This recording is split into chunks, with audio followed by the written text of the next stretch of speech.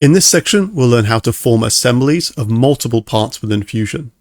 To start with, we will model each individual part of a pulley assembly and then bring these into a single design file and form the appropriate joint types for this assembly.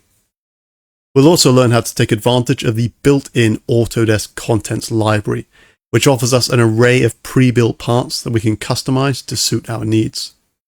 In addition, we'll learn how to manipulate part visibility and opacity, how to use pattern tools when working with assemblies, and much more. Just like in previous sections, each lecture in this section is presented step by step, and I will walk you through and demonstrate how we can generate assemblies using Fusion's joint command. I'll be giving a range of examples throughout the lectures, which I recommend you follow along with me and take the opportunity to practice these tools and familiarize yourself with what they are used for. So, let's start creating assemblies.